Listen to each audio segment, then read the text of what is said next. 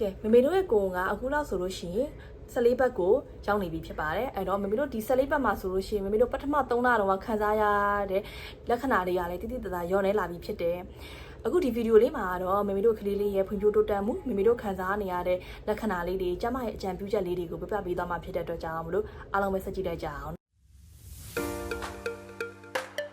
အားလုံးပဲမင်္ဂလာပါဒေါက်တာနိုဝင်း blog ကနေပြီးတော့ပြန်နေကြိုဆိုလိုက်ပါတယ်ရှင်မမေတို့ကိုဝန်ဆောင်ပတ်ရင်14ဘက်ရောက်တဲ့ချိန်မှာမမေတို့ခံစားခဲ့ရတဲ့မနက်ခင်းပြုတ်အနာတွေလည်းတိတိတသားရောနေလာပြီးတနေ့ကို18နာရီလောက်အိတ်ချင်နေတဲ့စိတ်တွေလည်းဒီချိန်မှာပျောက်ကင်းလာပြီးဖြစ်တယ်အဲ့ဒါအပြင်ကိုဘိုက်ကလေးနည်းနည်းစပြီးပူလာတာကိုတတိထားမိပေမဲ့ဒါကသွားလာလှုပ်ရှားမှုအတွက်နောက်ဆက်ပေးလောက်တဲ့အထိထွက်လာအောင်မှာမဟုတ်သေးဘူးအဲ့တော့မမေတို့ဒီဗီဒီယိုမှာဆိုလို့ရှိရင်ဒီ14ဘက်မှာတည်တဲ့အချက်ကလေးတွေကိုကျွန်မပြပြပေးသွားမှာဖြစ်ပါတယ်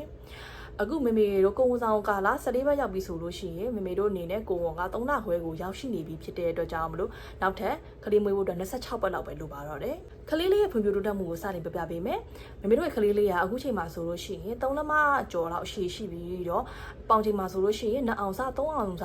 ပမာဏရှိနေပြီဖြစ်ပါတယ်မျက်ခုံးမွေးတွေခေါင်းပေါ်ကသပင်တွေမျက်တောင်လေးတွေခနာကိုခြေတွေလက်တွေနဲ့ကြောတွေမှာဆိုလို့ရှိရင်အမွေးနုနုလေးတွေစပြီးတော့ပေါ်လာပြီဖြစ်တယ်ဘာလို့ထွက်လာလဲဆိုလို့ရှိရင်ကလေးလေးရဲ့ခန္ဓာကိုယ်ကိုနှွေးထွေးဖို့အတွက်ဒီအမွေးတွေနဲ့အစီအပြင်လေးတစ်ထပ်ကနေပြီးတော့ကလေးကိုနှွေးထွေးအောင်လို့ထိန်းထားပေးတာဖြစ်ပါတယ်အဲ့ဒါလေးတွေကိုလက်ညှိုးကို hairs လို့လည်းခေါ်ကြပါတယ်ကလေးလေးရဆိုလို့ရှိရင်မျက်နှာအမူအရာတွေကိုစပြီးတော့လုပ်နေပြီဖြစ်ပါတယ်မိကလေးလေးကအခုချိန်မှာဆိုလို့ရှိရင်ပြုံးပြတာမျက်မှောင်ကျုံတာလက်ကိုပါးစပ်တဲ့ထဲတာမျိုးလေးတွေအဲ့လိုအမူကျင့်လေးတွေကိုစပြီးပြုလုပ်နေပြီကလေးလေးရဲ့ thyroid gland ကလည်းဒီချိန်မှာစတင်ဖွံ့ဖြိုးနေပြီဖြစ်တဲ့အပြင်ကိုဟော်မုန်းတွေလည်းစပြီးထုတ်နေပါပြီဒီအပတ်ရဲ့အဆုံးမှာဆိုလို့ရှိရင်မမေတို့ကလေးလေးရဲ့အားကောင်းပါးစပ်အပေါ်ပိုင်းကကောင်းကောင်းဖွံ့ဖြိုးနေပြီဖြစ်ပါတယ်ခန္ဓာကိုယ်တွင်းမှာကြည့်မယ်ဆိုလို့ရှိရင်အသေးရနေပြီးတော့တဲကြေရည်တွေထုတ်ပြီးဒီတရက်ရွက်ကဆိုလို့ရှိရင်သွေးနေဦးကိုလုပ်နေဖြစ်ပါတယ်ဒီဘက်မှာဆိုလို့ရှိရင်ကလေးလေးရဲ့အရေးကြီးတဲ့အစိတ်ပိုင်းတစ်ခုဖြစ်တဲ့မွေးပိုင်းငါမှာဆိုလို့ရှိရင်ကလေးလေးရဲ့လိန်အလိုက်ပြောင်းလဲမှုဖြစ်ပေါ်နေပါပြီတကယ်လို့မေတို့ရဲ့ကိုယ်ကတားယောက်ျားလေးဆိုလို့ရှိရင်စီဂျိတ်ဂလန် prostate gland ကစပြီးတော့ဖွံ့ဖြိုးနေပြီဖြစ်တယ်တကယ်လို့သမီးလေးဆိုလို့ရှိရင်တာဥအိမ်ကဒီ one bite ကနေပြီးတော့တင်ပစုံခွင်းတွေကိုတဖြည်းဖြည်းဆင်းလာနေပြီဖြစ်ပါတယ်အခုဒီ14ဘက်မှာလိန်အိမ်ကအပြည့်စုံကောင်းကောင်းပေါ်လာပြီဖြစ်တာကိုကြည့်နိုင်တယ်လို့ထင်ရပေမဲ့ဒီ ultrasound ကနေပြီးတော့ကြားမခွဲခြားသိဖို့အတွက်ကတော့နည်းနည်းစောပါသေးတယ်အကောင်းဆုံးကတော့18ဘက်လောက်ထိစောင့်ပြီးတော့မှပဲဒီကြားမခွဲတာကိုကြည့်ရင်တော့ပို့ပြီးတော့သိကြပါလိမ့်မယ်ပြီးတော့ဒီကာလမှာကလေးလေးရဲ့ကိုတွင်းအင်ကအစိတ်ပိုင်းတွေကအကုန်လုံးဒီပါဖွံ့ဖြိုးနေပြီဖြစ်တဲ့အတွက်ကြောင့်မလို့ဒီချိန်မှာကိုဝင်ပြတ်ကျမှုရာခိုင်နှုန်းကလည်းနေဝါပြီဖြစ်ပါတယ်။ဆေးကန်းပြတာနဲ့မျိုးရိုးဗီဇစစ်ဆေးမှုတွေပြပြပေးမယ်။အခုဒီချိန်မှာမမေတို့ဆရာဝန်နဲ့ပြကြည့်လို့အထာဆောင်ရိုက်မယ်ဆိုလို့ရှိရင်ကလေးလေးရဲ့ကိုလက်အင်္ဂါလေးတွေကိုပါစပြီးမြင်ရမှာပါ။အဲ့ဒါအပြင်ကိုကလေးလေးရဲ့လှူရှားမှုလေးတွေကိုအထာဆောင်မှာပါမြင်ရပါလိမ့်မယ်။တဦးကိုယ်ဆိုလို့ရှိရင်တော့မမေတို့အပြင်ဘက်ကနေပြီးတော့ကလေးလေးလှူရှားမှုကိုတီးဖို့အတွက်ကတော့နောက်ထပ်1လ2လလောက်တော့စောင့်ပြီးတော့မှပဲတီးရပါလိမ့်မယ်။မျိုးရိုးဗီဇဆိုင်ရာစစ်ဆေးမှုတွေအနေနဲ့ကတော့ဒီကာလမှာမမေတို့ကလေးလေးရဲ့မျိုးရိုးဗီဇယောဂါတွေ Down syndrome ဆိုတာမျိုးတွေသိချင်ရင်တော့ရေမွာရေကိုအရှည်နဲ့ထိုးပြီးတော့ရေမွာရေကိုဖောက်ကြည့်ခြင်းအားဖြင့်ကိုသိနိုင်ပါတယ်ဒီစစ်ဆေးမှုကကိုဝင်ပြတ်ကျနိုင်ခြေကနေရာမှာတစ်ယောက်ရှိနေတဲ့အတွက်ကြောင့်လို့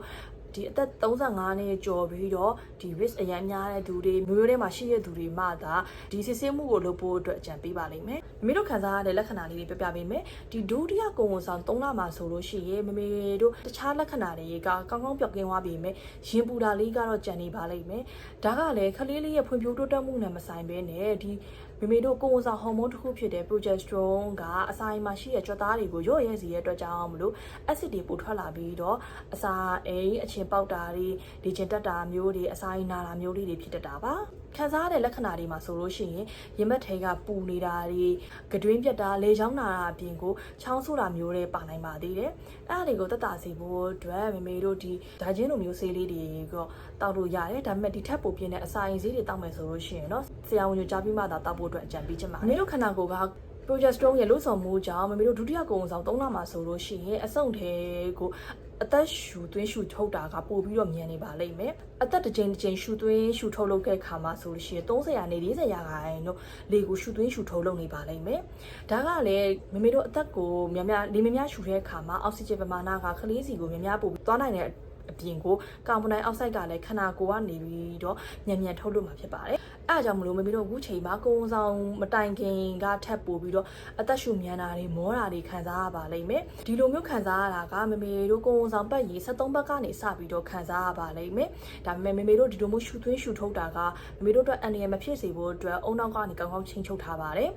အဲ့တော့မမေတို့ဒီလိုမျိုးလေကိုရှူသွင်းရှူထုတ်လုပ်တဲ့အခါမှာပို့ပြီးတော့ကောင်းကောင်းလုပ်နိုင်ဖို့အတွက်မမေတို့ရဲ့နံရိုးကြားတွေကပမာဏကလည်း2လက်မ3လက်မလောက်ပို့ပြီးတော့ကျေပြန့်လာမှာဖြစ်ပါတယ်Tip of the week အနေနဲ့မမေတို့ဒီကာလမှာနေလို့ထိုင်လို့ကောင်းလာပြီဖြစ်တဲ့အတွက်ကြောင့်မလို့ဒီကိုဝန်ဆောင်ယောဂလောက်တာတွေလမ်းလျှောက်တာတွေရေကူးတာတွေလေ့ကျင့်ခန်းပေါ့ပါလေးလောက်တာလေးတွေကိုစပြီးလုပ်လို့ရပါပြီဒါပေမဲ့မမေတို့ရဲ့ခန္ဓာကိုယ်ကနှစ်ယောက်စာအတွက်အလုပ်လုပ်ရတဲ့အတွက်ကြောင့်မလို့ကိုကပင်မနှမ်းနဲ့လာတဲ့မောနေရထင်တယ်ဆိုလို့ရှိရင်တော့အနားယူလိုက်ဖို့မမေ့ပါနဲ့ဒီကုံဆောင်ပတ်ရေး14ပတ်အကြောင်းကိုအားလုံးပြည့်စုံပြောပြသွားပြီဖြစ်ပါတယ်မိတို့မေးစရာမေးခွန်းများရှိတယ်ဆိုလို့ရှိရင်တော့အောက်က comment box မှာဖြစ်ဖြစ် message box မှာဖြစ်ဖြစ်မေးခွန်းလေးနဲ့ channel လို့ရပါတယ်ကျွန်မတောက်ကြစနေတနင်္ဂနွေည9:00နောက်ပိုင်းမေးခွန်းလေးနဲ့ပြပေးပါမယ်ရှင်အားလုံးပဲကုံဆောင်ကျမ်းမာရေးမိခင်နဲ့ကလေးကျမ်းမာရေးခလေးကျမ်းမာရေးအမျိုးသမီးကျမ်းမာရေးဘူးစုတာတွေသိကျင်တယ်ဆိုလို့ရှိရင်တော့ကျွန်မရဲ့ channel လေးကို like and subscribe လုပ်ထားလို့ရပါတယ်ရှင်အားလုံးကိုကျေးဇူးတင်ပါတယ်